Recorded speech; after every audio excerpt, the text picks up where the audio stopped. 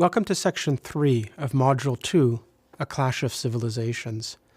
In the years running up to the First World War, the French philosopher Henri Bergson had achieved an unparalleled reputation as a philosopher, both in France as well as internationally. In 1914, with his election in the Académie Française, it is said that flower shops in Paris were quickly emptied. His lectures at the Collège de France were wildly popular, and especially so with women. He had received so many congratulations from his admirers that he is said to have exclaimed, "After all, I am not a ballerina." Bergson's philosophical works were characterized by a clarity of insight, a controlled form of prose, and a lucidity which reflected the ways in which he embodied the ideal of a philosopher, as a person who is entirely dedicated to the life of the mind. Indeed, during the very controversial Dreyfus affair, Bergson remained aloof and somewhat indifferent from the public debates. It is therefore quite surprising that with the outbreak of the war in August of 1914, Bergson quickly engaged himself in the cause of supporting the French war effort, producing speeches and text meant to embolden and embolster French soldiers as well as the population. The paradox that animates Bergson's wartime writings is the paradox of whether it is possible to both remain a philosopher and think through the historical moment, while at the same time attempting to act upon it. And as we will see in this lecture, that paradox gives a certain ambiguous vitality to his wartime engagement as the premier philosopher of the French nation.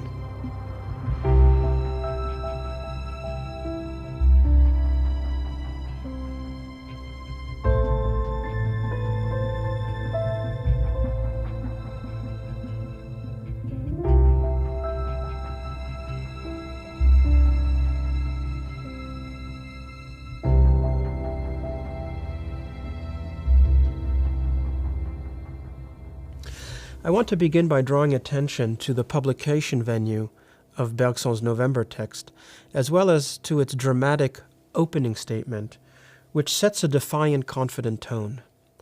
As Bergson announces, "The issue of struggle is not doubtful. Germany will succumb. Material force and moral force, all of which is sustaining her, will end by failing her, because she is living on provision she has accumulated, is spending it, and has no way of renewing it."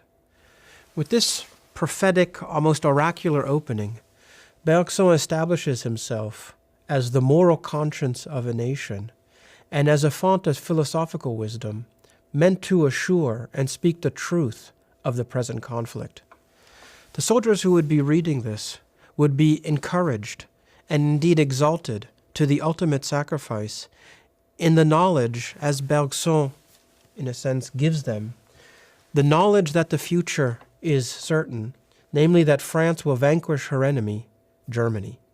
In this sense, Bergson is fusing his role as the philosopher, as the font of wisdom, as the moral conscience of the nation, with an official institution of propaganda directly meant for soldiers, for the exaltation of soldiers till the ultimate sacrifice, and ultimately to assemble and unite what in France was at the time known as the Sacred Union, l'Union Sacrée. It's quite interesting that in this first line, Bergson deliberately avoids using the word war, guerre, and speaks instead of struggle, so in French, lutte. It may seem innocuous that he doesn't use the word guerre or war, but instead speaks of struggle or lutte, but this quiet displacement and replacement of one term for another in fact linguistically anchors and signposts a very complex operation which is going to structure his philosophical, one might say his metaphysical justification and description of the present conflict.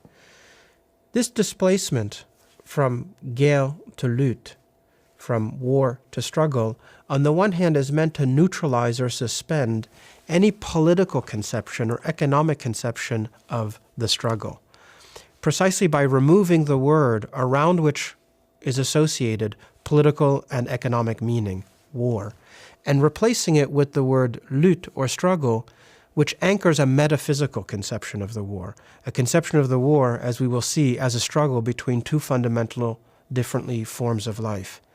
And yet, on the other hand, Bergson's own understanding of what is metaphysically at stake in the war as a clash between two forms of life, one represented by Germany, the other represented by France, allows for what we might call the backwashing of the political significance of the war, the backwashing of ideology, insofar that Bergson's own metaphysical understanding of the war reflects the dominant ideology of the time, namely the idea that France is in a sacred mission to defend the primacy of life, values of justice and freedom against the aggressiveness of German destructiveness and militarism. This depoliticization of the war, and at the same time the politicization of philosophy, through a kind of metaphysical infusion of the war's meaning, and the backwashing of metaphysics through political meaning, is especially apparent in Bergson's philosophical assessment of what is at stake in the confrontation between Germany and France.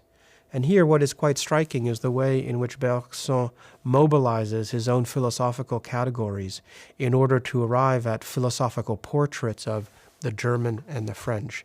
And these philosophical categories are largely drawn from his 1907 work, Creative Evolution.